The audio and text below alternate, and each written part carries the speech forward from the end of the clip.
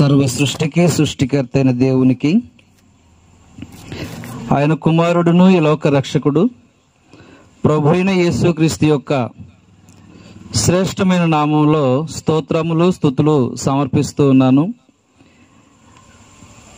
దేవుని యొక్క సంకల్పంలోనికి పిలువబడినటువంటి సహోదరులు, అలాగునే దేవుని సంకల్పంలోనికి పిలువబడవలసినటువంటి గ్రామస్తులకు ప్రభు అయిన క్రీస్తు పేరిట నా శుభాభివందనములు తెలియజేస్తున్నాను. ఈ రాత్రి కాలంలో దేవుని యొక్క ఉద్దేశములు ఏమై ఉన్నవో మానవుల పట్ల ప్రతి ఒక్కరు కూడాను చెవియొగ్గి మనసారా ఆలోచన చేసి మన జీవితాలు ఈ లోకంలో ఏ విధంగా ఆయనకి ఇష్టంగా మలుచుకోవాలో ప్రతి ఒక్కరు కూడాను బహు జాగ్రత్త కలిగి విని గ్రహించి వాస్తవమైన సంగతులను ఎరిగి దేవుని వైపు మళ్ళవలసిన అవసరం ఉందని తెలియజేస్తున్నాను. నిజానికి మంచి గుమ్మం దాటేలోపు చెడు ఊరంతా తిరిగొచ్చింది అన్నట్లుగా నిజమైనటువంటి దేవుని మాటలు, ఆయన సంకల్పము మానవునికి అర్థం కాబోయే లోపే అప్పటికే అబద్ధమైన బోధలు, దేవుని సంకల్పానికి వ్యతిరేకమైనటువంటి పద్ధతులు ఈ లోకములోనికి ప్రవేశించడం దురదృష్టకరంగా భావించక తప్పదు. అందువలన వాస్తవం అనేది ఈరోజు చెప్పబడుతున్నప్పటికీ వాతవేయబడిపోయినటువంటి మనసాక్షి కలిగిన వారుగా ఉన్నారు గనక ఈ బోధను కూడాను ఒక మతంగాను, లేదంటే ఇది ఒక వర్గానికి, ఒక కులానికనో, ఒక ప్రాంతానికి సంబంధించిందిగానో చాలా మంది భావిస్తూ ఈ మాటలను చివరి వరకు రానిచ్చి హృదయంలోనికి రానివ్వకుండా హృదయం అనే తలుపును వేసుకునేటువంటి పరిస్థితులు మనం చూస్తూనే ఉన్నాం. అందుకని దేవుని యొక్క వాక్యాన్ని మనం ఒకసారి చూడగలిగితే, ఆయన వాక్యపు వెలుగులో ఈ మానవ సమాజం పట్ల ఆయన ఉద్దేశాలు ఏమై ఉన్నవో మనం గమనించగలిగితే, ఆయన గూర్చి, దేవుని గూర్చి ఆయన ఏ సాక్ష్యం లేకుండా చేయలేదు అనేటువంటి వాస్తవాన్ని మనం ఒకసారి చూసి ముందుకు కొనసాగేటువంటి ప్రయత్నం చేద్దాము. అపోస్తుల కార్యములు 14వ అధ్యాయములో 15వ వచనం చూస్తున్నాం. అయ్యలారా మీరెందుకు ఇలాగు చేయుచున్నారు? మేము కూడా మీ స్వభావం వంటి స్వభావము గల నరులమే. మీరు ఈ వ్యర్థమైన వాటిని విడిచిపెట్టి ఆకాశమును, భూమిని, సముద్రమును, వాటిలో ఉండు సమస్తమును సృజించిన జీవము కలిగిన దేవుని వైపు తిరగవలనని సువార్త ప్రకటించుచున్నాను. ఇక్కడ చాలా ప్రాముఖ్యమైన విషయాలు తెలియజేయడం జరిగింది. ఆకాశమును, భూమిని సృజించిన, అందులోని సమస్తమును సృజించిన దేవుని వైపు. ఆకాశం అనగానే ఇది ఎక్కడో ఉండేది కాదు. ఇప్పుడు మనం తలపైకెత్తి చూస్తే మన పైనున్న ఆకాశము, ఆ కోటాను కోట్ల నక్షత్ర మండలాలు, ఆ వెలుగుతున్నటువంటి చల్లని చంద్రుడు, భూమి అనగానే మనము జీవిస్తున్నటువంటి ఈ భూమండలం, ఈ భూగ్రహం, ఈ రెండింటిని మధ్య ఈ భూమిలో అనేకమైనటువంటి జీవరాశి, ఆ జీవరాశుల మూలంగా ఈ సృష్టిలో ఉన్నటువంటి ప్రతి విధమైన వృక్షాలు, ప్రతి విధమైనటువంటి ఆహార వస్తువుల వలన మనిషి ఆకాశము క్రింద ఈ భూమి మీద ఫలవంతులమైన ఋతువులు ఆయన ఇవ్వడం ద్వారా మనిషి సుఖ సంతోషాలతో ఆ జీవనాన్ని కొనసాగిస్తున్నాడు అనేది వాస్తవం. ఇవన్నీ నిజాలే, ఇవి నేను చెప్పనవసరం లేదు. ఆకాశం మనకు తెలుసు, భూమి మనకు తెలుసు, ఇందులో ఉన్న ప్రతి విధమైన వస్తువులన్నీ కూడా మనందరికీ తెలుసు. చదువుకున్నా చదువుకోపోయినా, ప్రభువైన యేసుక్రీస్తుని విశ్వసించినా విశ్వసించకపోయినా తెలుసు. కానీ మనకు తెలియంది ఏంటంటే దేవుడు సృజించాడనే విషయం మనకు తెలియదు. అందుకే ఆ విషయాన్ని అక్కడ ఖచ్చితంగా వ్రాయడం జరిగింది. చూడండి ఎలా ఆకాశమును భూమిని సముద్రము వాటిలో ఉండు సమస్తము సృజించిన జీవము గల దేవుని వైపు తిరగవలనని. ఎందుకు ప్రతి వారంలో ఒకరోజు ఈ కితలవ గ్రామాన్ని ఉద్దేశించి గ్రామానికి వచ్చి దేవుని వాక్యము, దేవుని యొక్క సువార్తికులు, సేవకులు ఎందుకు బోధిస్తున్నారంటే దేవుని వైపు తిరగాలి. దేవుని వైపు తిరగాలి. ఏ దేవుని వైపు తిరగాలి? ఆకాశమును భూమిని సముద్రమును అందలి సమస్తమును సృజించి నిన్ను నన్ను జీవకోటిని పెంచి పోషిస్తున్న దేవుని వైపు తిరగాలని. ఎంత మంచి సంగతి, ఎంత వాస్తవం! మనం ఎరగట్లేదు, మనం గ్రహించట్లేదు. మనం పుట్టొచ్చేసరికి ఆకాశం ఉంది, మనం పుట్టొచ్చేసరికి భూమి ఉంది, మనం పుట్టొచ్చేసరికి సమస్త జీవకోటి ఉండేసరికి, ఫలవంతమైన ఋతువులు ఉండేసరికి ఆహారం అనుభవిస్తున్నాం తప్ప, సంతోషపడుతున్నాం తప్ప, ఇవి దేవుడే ఇస్తున్నాడనేటువంటి వాస్తవాన్ని గ్రహించలేకపోతున్నాం. అందుకే గ్రహింపు లేని మానవ కోటికి ఒకసారి గ్రహింపు తెచ్చుకోండి అనేటువంటి చేసేటువంటి బోధయే సువార్త. ఆ బోధయే సువార్త. ఇంకా కిందికి మనం చదువుకోగలిగితే చదవండి, తర్వాత వస్తుంది చదవండి. ఆయన గత కాలంలో సమస్త జనులను తమ తమ మార్గంలో యందు నడవనిచ్చెను.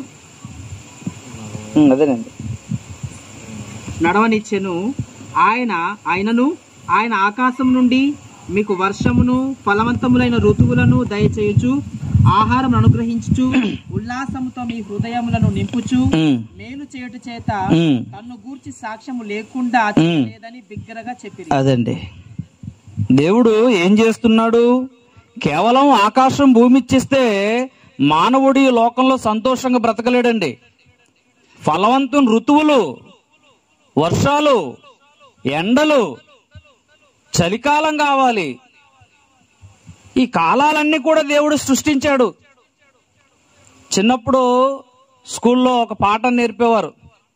ఎండలు కాసేటు ఎందుకురా అంటే దానికి ఇద్దరు పిల్లలు నిచ్చోబెట్టి, ఎండలు కాసేటు ఎందుకురా అంటే ఇంకొక పిల్లోడు మబ్బులు పట్టేటందుకురా అని చెప్పడం, మబ్బులు పట్టేటెందుకురా అంటే వర్షాలు పడేటందుకురా అని చెప్పడం, వర్షాలు పడేటెందుకురా అంటే చెరువులు నిండేటందుకురా అని చెప్పడం, చెరువులు ఎందుకు నిండాలరా అంటే పంటలు పండడానికి అని చెప్పడం, పంటలు ఎందుకు పండాలరా అంటే ప్రజలు బ్రతికేటందుకురా అని చెప్పడం, ప్రజలు బ్రతికేటెందుకురా అనేటువంటి క్వశ్చన్ లేకుండా పోయింది అక్కడ.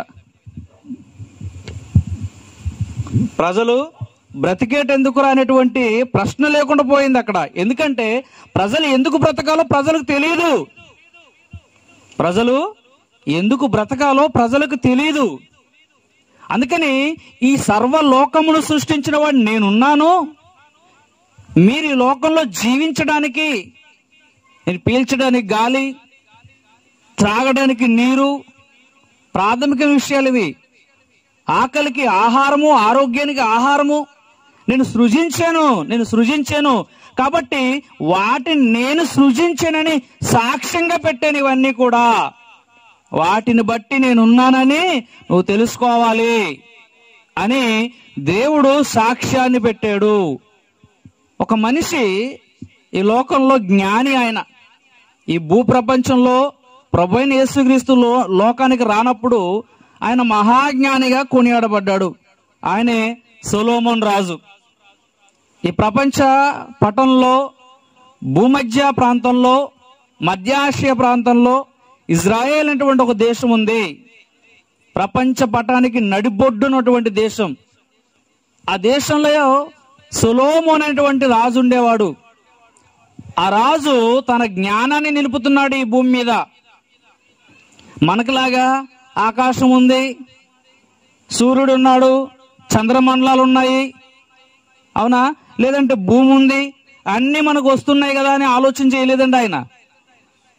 ఇవన్నీ కూడా దేవుడిచ్చాడని కనుక్కొని ఈ భూమి మీద, ఆకాశం క్రింద ఉన్న ఈ భూమి మీద ఏం జరుగుతుందో ఆయన మనసును ఒకసారి పెట్టి చూశాడండి.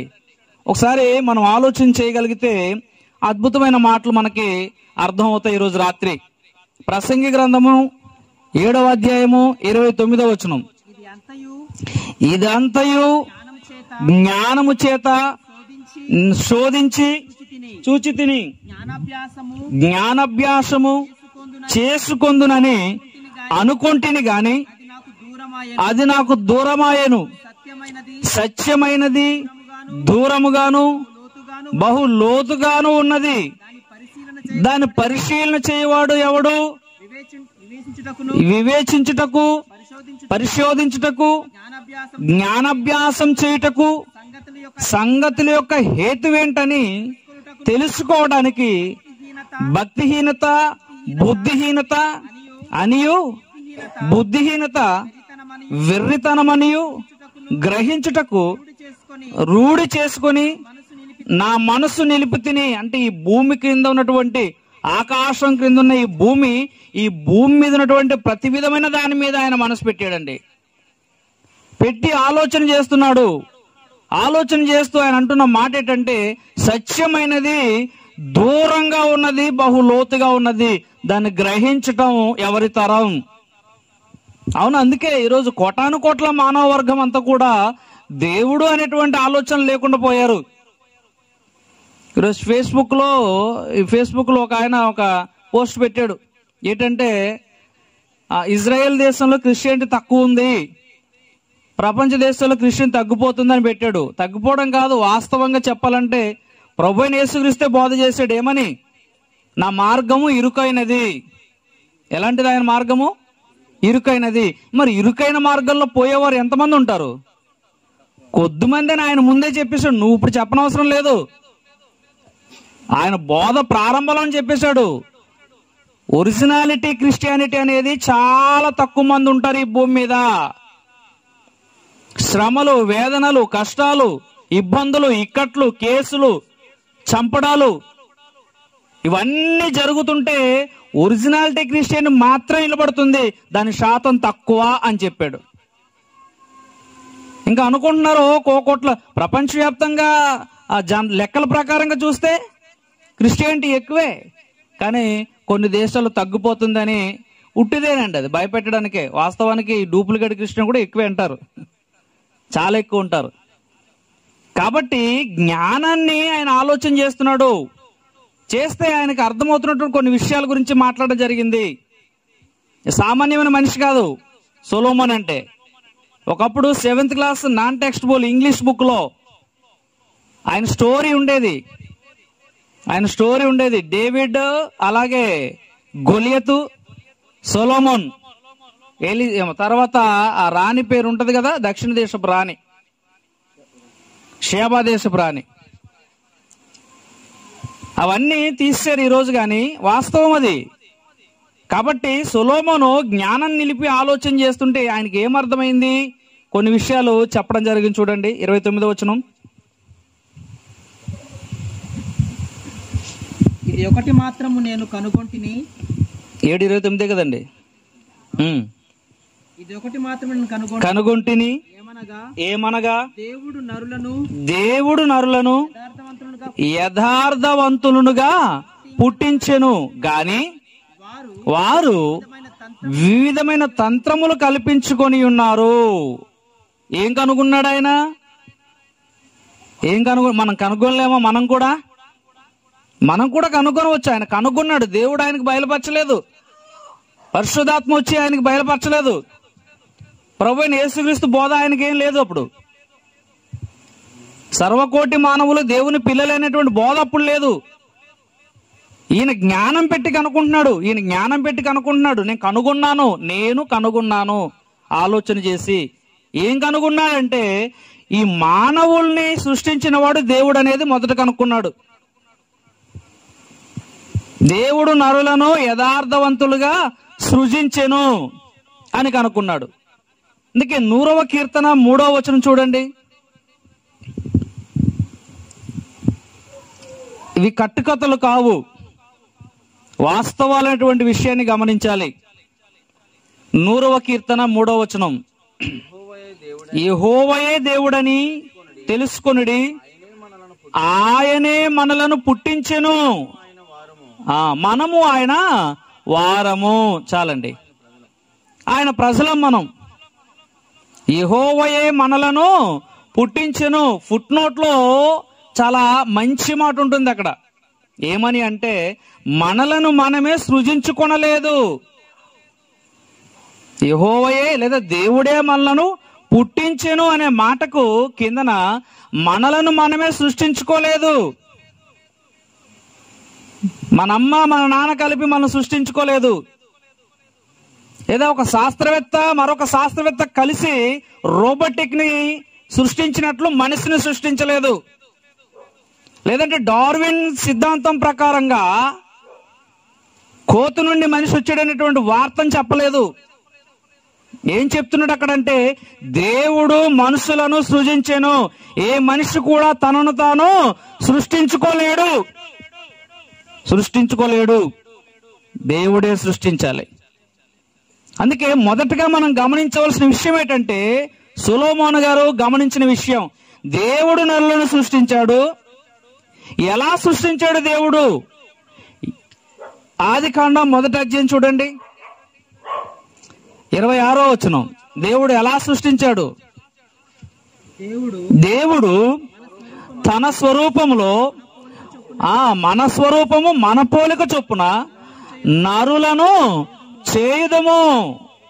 చాలండి. అంటే దేవుడు ఎలా సృష్టించాడు నరుల్ని? ఆయన పోలిక, ఆయన స్వరూపం.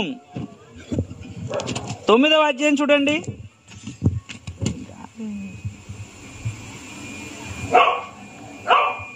దేవుడు 6వ వచనం. దేవుడు తన స్వరూపమందు నరుని చేసెను. మన పోలిక మన స్వరూపంలో నరులను చేయదము అనేది మొదటిగా చూసాము.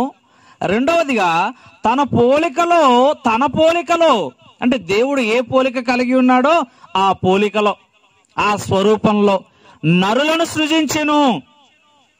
అదే ఆదికాండం 2:7 వచనం మనం గమనిస్తాం ఆ విషయాన్ని. దేవుడైన యెహోవా నేలమంటిని తీసుకొని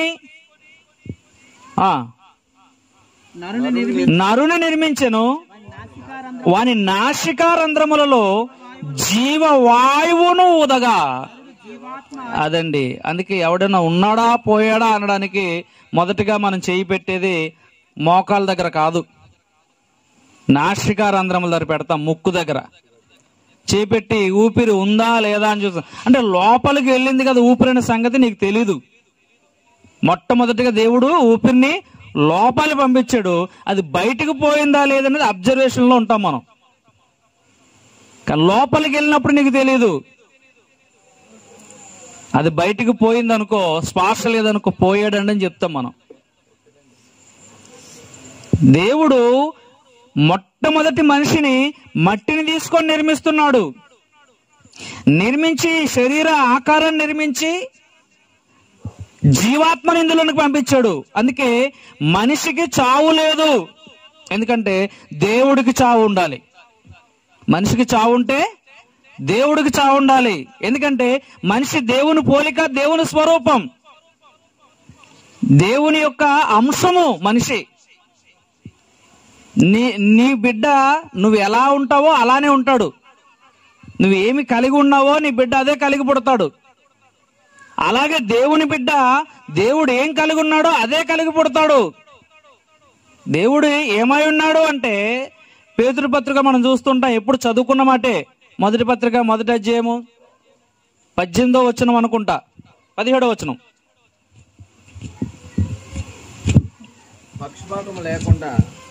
పక్షపాతము మొదటి పేతురు పక్షపాతము లేకుండా చేయను బట్టి ప్రతి వారిని తీర్చిచ్చేవాడు తండ్రి అని మీరేను. తిమోతి, అయితే తిమోతి, రైట్, తిమోతి, నేను చెప్పిందే తప్పు. మొదటి తిమోతి 1:17, మొదటి తిమోతి 1:17.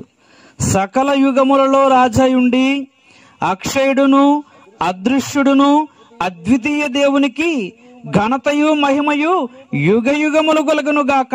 ఇక్కడ దేవుడు అక్షయుడు అంటే మరణం లేనివాడు, క్షయము కానివాడు దేవుడు. అందుకే మనిషి కూడా ఆయన పోలిక, ఆయన స్వరూపము. మనిషి కూడా నాశనం కానివాడే. మనిషికి అర్థం కావట్లేదు, ఆ జ్ఞానము మానవ కోటికి లేదు. అందుకే 1 కొరింథీ పత్రిక 15:36 దేవుని గూర్చిన జ్ఞానం కొందరికి లేదు అని చెప్పడం జరిగింది. దేవుని గూర్చిన జ్ఞానం కొందరికి లేదు.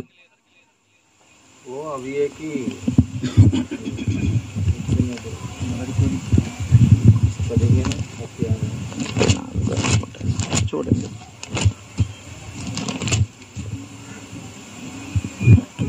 ముప్పై 33-34. మోసపోకుడి, దుష్ట సాంగత్యము మంచి నడవడిని చెరుపును, నీతి ప్రవర్తన గలవారై మేల్కొని పాపం చేయకుడి, దేవుని గూర్చిన జ్ఞానము కొందరికి లేదు. ఈ జ్ఞానం లేకపోవడం వల్ల పాపం చేస్తున్న మనిషి అని చెప్తున్నాడు అక్కడ. మీరు పాపం చేయకండి, నీతి ప్రవర్తన గలవారై ఉండండి అంటే, నీతి కలిగిన దేవుడి గురించి నీకు తెలిస్తే నీతి ప్రవర్తన గలవాడై ఉండగలవు. పరిశుద్ధుడైన దేవుడి గురించి నీకు తెలిస్తే పాపం చేయని వాడిగా పరిశుద్ధుడిగా బ్రతకగలుగుతావు. అంటే దేవుని గురించిన జ్ఞానం లేకపోయేసరికి మనిషి చెడిపోతాడు. అంటే దేవుని గురించిన జ్ఞానం లేదు. ఆయన అక్షయుడని, ఆయన మరణం లేనివాడని, ఆయన అదృశ్యుడు, ఆయన కంటికి కనిపించడని. ఎప్పుడైతే దేవుడు కనిపించట్లేదో మనిషి తన అక్కరలకు కనిపించేటువంటి సృష్టిని నిర్మించుకున్నాడు. ఆయన కనిపించకపోవడం వల్ల కనిపించే సృష్టి నిర్మించుకున్నాడు. ఈ ప్రకృతి సంబంధమైన ప్రతి విధమైన దాన్ని కూడా మనిషి సాష్టంగపడతాడు. అందుకే కానీ వాస్తవానికి దేవుడు ఈ సృష్టి కాదు, ఈ సృష్టిని సృజించిన వాడు దేవుడు.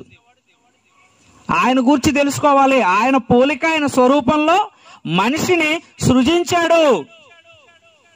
మనిషిని సృజించిన వాడు ఎవరు? దేవుడు అనేది మనం నమ్మాల్సిన అవసరత ఎంతైనా ఉంది. ఇది నిజం.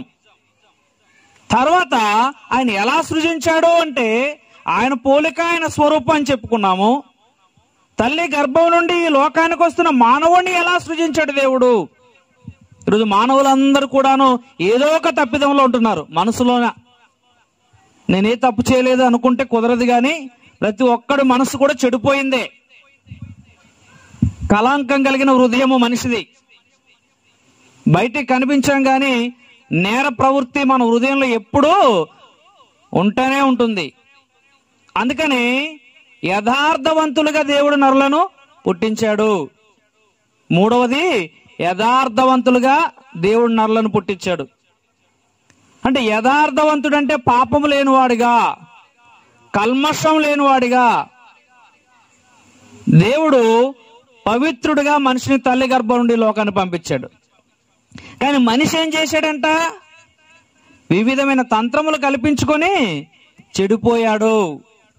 నాలుగవదిగా, మనిషి వివిధ తంత్రాలు కల్పించుకొని చెడిపోయాడు.